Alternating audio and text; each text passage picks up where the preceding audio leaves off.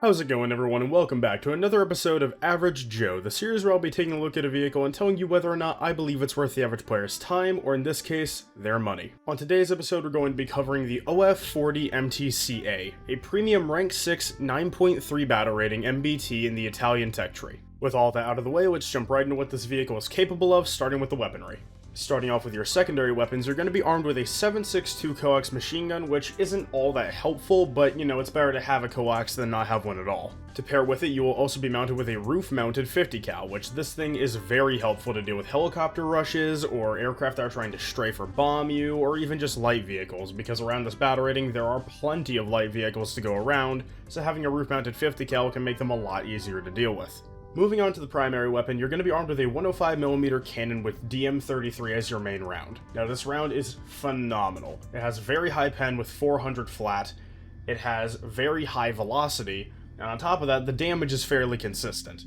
If you're familiar with the Leopard 1A5, you can basically expect the exact same thing, because I believe in-game the guns are identical.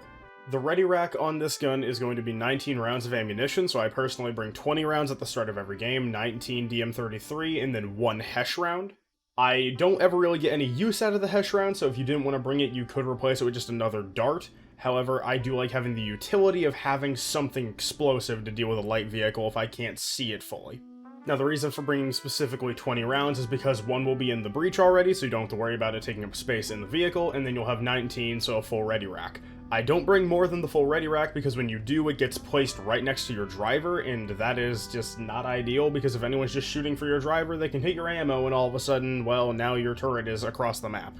Now, overall, the stats on the weapon in most other categories are going to be very average. You have 20 degrees of gun elevation, 9 degrees of gun depression, and an 8.7 stock reload, and a 6.7 ace reload. This is pretty average run-of-the-mill stuff. Most other vehicles at this battle rating are going to have nearly identical stats in this regard, so nothing too great, nothing too bad here. Now, the last thing that I'm going to talk about when it comes to the weapon is actually about the turret traverse speed, and it's just incredible. If you compare it to any other MBT almost in the game, it's going to be faster. The stock horizontal turret traverse speed is just phenomenal, with nearly 34 degrees a second stock and 40 when aced. Similarly, the vertical traverse speed is also incredible, with nearly 17 degrees a second when stock and 20 degrees a second when aced. Overall, the speed at which this tank can just get its gun on target and fire is just phenomenal, even when you compare it to other tanks at top tier, not even at its own battle rating, at top tier. All of the top tier MBTs with an ace crew have a slower traverse speed or the same traverse speed as the OF40 with a level 1 crew.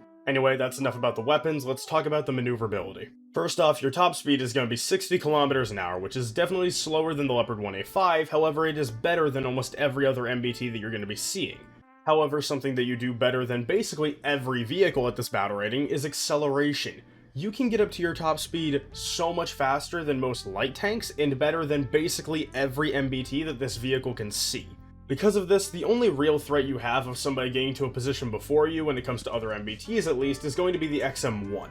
To pair with your good forward mobility, you also have very good reverse. You have a top speed of 24 kilometers an hour, and similarly to your forward acceleration, you also accelerate backwards fairly quickly. Because of this, you can quickly drive forward, fire at somebody, and reverse behind cover, reload, repeat. It's very helpful whenever you're doing close range engagements, or especially trying to snipe somebody that's really far away. Moving on to survivability, this is where the OF40 is somewhat lacking, due to the fact that you are basically just a slightly more armored Leopard 1A5. Your turret armor may be able to block some very weak darts, and it will block basically all autocannons from the front, but your upper front plate and your lower plate are basically made of tinfoil. They will block weaker autocannons, but the second you're fighting something like a BMP-2M in a full up tier, your upper front plate is really the only thing that it can't go through consistently. Now, unfortunately, there is one thing that makes the OF40 very easy to kill, and that is the fact that the ready rack sits directly to the front and directly to the left of the loader. So if you get shot on that side of the tank, even if you only brought enough ammo to fill the ready rack, you can still very easily get hit in the ammo, and well, your turret goes flying. Now, you do have 8 smoke launchers that you will fire in sets of 2, which you fire directly forward. They don't make the largest cloud of smoke, but it should be enough to make a retreat if needed, or just block a line of sight if you need to get a second to reload or repair or whatever. At the end of the day, the main thing in the OF40 that will keep you alive is your ability to reposition very easily. Kill 2 or 3 people here, reposition, use your smoke grenades if needed, and repeat. Lastly, just a few miscellaneous things I'd like to talk about with the vehicle. First off, and something that you may have noticed from the video already, is the fact that this vehicle does not get thermals. Not even that it doesn't get bad thermals, it just doesn't get any, making it one of the only 9.3 MBTs that does not get them other than the T-72s. Because of this, if you get a full up tier, you basically cannot snipe, because, well, to be honest, people are going to see you long before you see them unless you're Hawkeye. However, if you get a full down tier, this probably won't affect you all too much and you can still snipe if that is the way that you'd like to play this vehicle, because, well, to be fair, this vehicle is very good at sniping. It's just the fact that it does not have thermals that makes it very scary to do so when you get a full up tier. It is also worth noting the fact that this vehicle is only a rank 6, meaning you cannot research the entire Italian ground tech tree with just this alone. You can only go up to rank 7 without getting a penalty. Last little thing when it comes to the miscellaneous stuff, that it's just the gunner's optic. It's a very high zoom. It's a 7 times to 14 times. Just keep that in mind if you do want to brawl with this vehicle. You are going to be very zoomed in, so just be careful of that. Overall, the OF40 is just one of the most versatile vehicles in the entire game. No matter what your playstyle is, you can get use out of this thing. Do you want to go brawl? Great. You have the acceleration to get in there, fight somebody, and the reverse speed to get out of there if things get messy. You also have the reload rate to continue fighting multiple people if needed. You want to sit back and snipe? Well, you have a great gun for it, and on top of that, with your maneuverability, you can easily get into a position, fire once or twice, reposition, repeat. No matter how you want to play, this vehicle will allow you to do it.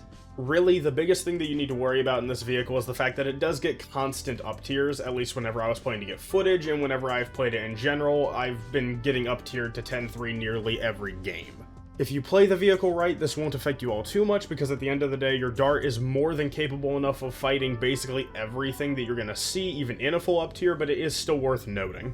Alright, let's talk about price. So, when it's not on sale, the OF40 MTCA is going to cost you 8,730 Golden Eagles. Do I believe it's worth that cost? Well, it depends. This is the kind of vehicle that I think is incredible, and when on sale, definitely worth it. Even if it's only the 30% sale. But when it's not on sale, it really depends on how much you really want to play the vehicle.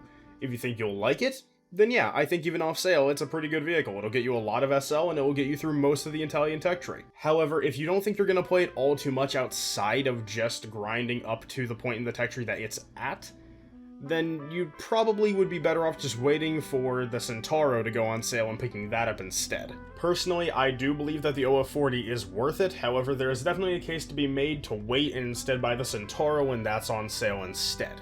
With all that out of the way, I'd just like to thank you all for watching. Please let me know in the comments if there's any vehicles you'd like to see in the future of the series. Have a good one.